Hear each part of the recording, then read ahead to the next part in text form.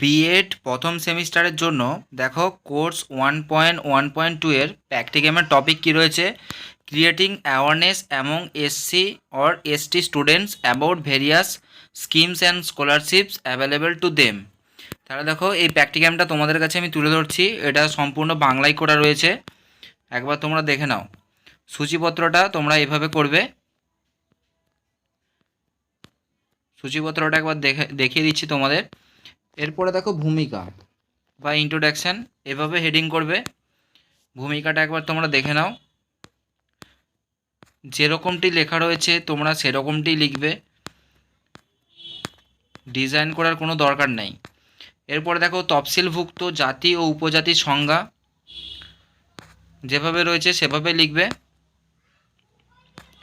তোমরা B.ed করতে করতে কিন্তু সময় অপচয় করবে না, প্র্যাকটিকামের সময় ডিজাইন করবে না, ডিজাইন করে অযথা তোমরা সময় নষ্ট করবে না, কারণ এক্সটার্নাল শুধু তোমার প্র্যাকটিকামটা দেখবে, ডিজাইন দেখবে না, ওই টাইমটা তোমরা অন্য কিছু পড়বে। এরপরে দেখো, এরপরে রয়েছে তফসিলভুক্ত জাতি ও উপজাতির উন্নয়নের পথে প্রতিবন্ধকতা সমূহ।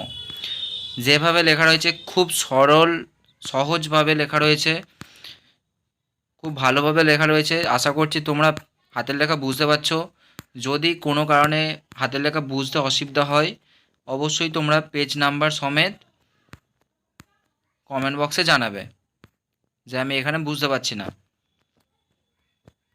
সব সময় তোমাদের আমি পাশে রয়েছি, অসুবিধা হলে অবশ্যই তোমরা জানাবে কমেন্ট বক্সে।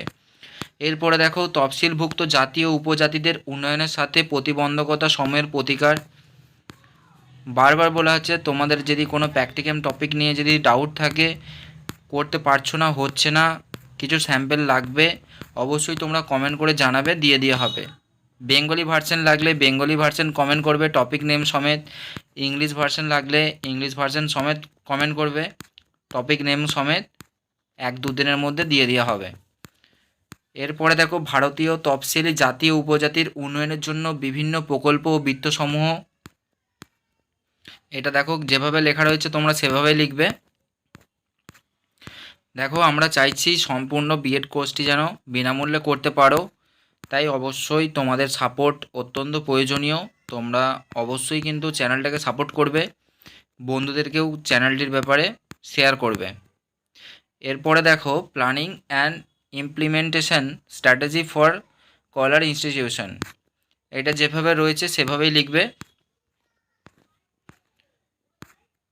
খুব পরিষ্কার পরিচ্ছন্নভাবে লেখা রয়েছে, যদি অসুবিধা হয় তোমরা কমেন্টে কিন্তু অবশ্যই জানাবে। এরপরে দেখো মূল্যায়ন, তোমরা ভিডিও পজ করে করে লিখতে লেগে যাবে, তাহলে দেখবে অসুবিধা হবে না। এরপরে দেখো এটাই লাস্ট পাতা উপসংহার, উপসংহারটা তোমরা কিন্তু একটা পাতার মধ্যেই লেখার চেষ্টা করবে।